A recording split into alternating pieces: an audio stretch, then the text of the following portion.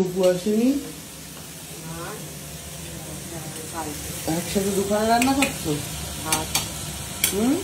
ভাত সবজি। খুকু কোথায় গেছে? দণ্ডি কাটতে গেছে গ্রামে। বাহ, মাইনে নিয়ে কেটে পড়েছে?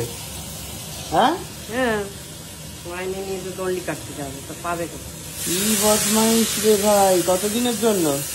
আর কালকে আসবে বললো। কতদিনের জন্য গেছে? 2 দিন না 3 দিন? তো গেছে রবিবার, শনিবার। আমাদের বাড়ির এখন এই অবস্থা, তার কারণ পিসিও নেই। পিসি প্রায় 15 দিন মতো আসছে না। পিসি কি হয়েছে জানো? শাশুড়ি মরে গেছে।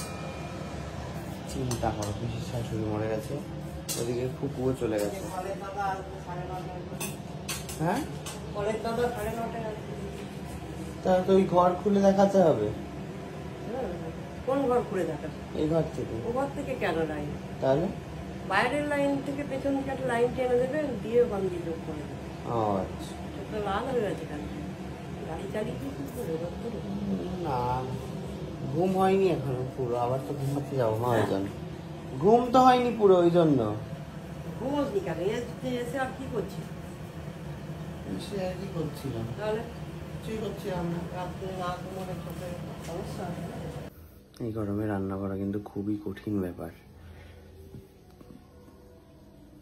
আমিও তো অবশ্য মাকে বলতে পারি যে বাদ বাকি রান্নাগুলো আমি করছি, মানে পারি না যদিও, আগুনের সামনে দাঁড়িয়ে তো হাত পাতে নাড়াতেই পারি আমি।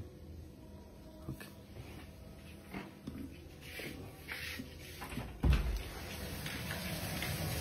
ওমা আর কি রান্না বাকি আছে তোমার? হ্যাঁ, সব হয়ে গেছে।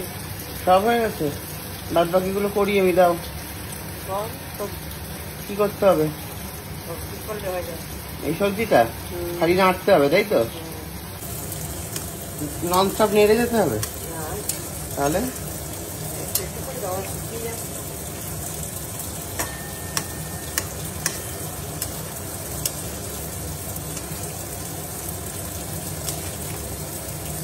বসিয়ে দিতে হয় একটা ইসের ওপরে।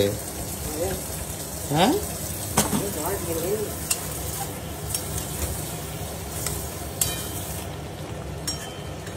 রান্না কি আজকে? আজে বাজে রান্না কেন? কি? শাক ভাজা, মাছের ঝোল, ডাল, পনির আছে যদি এখন পনির খেয়ে খাও। আর রাত্রে চিকেন। রাতে চিকেন কেন?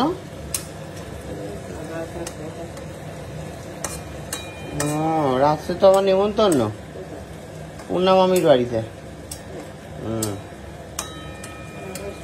পূর্ণা মামি বলেছে হচ্ছে রাত্রেবেলা আসতে, এসে খেতে।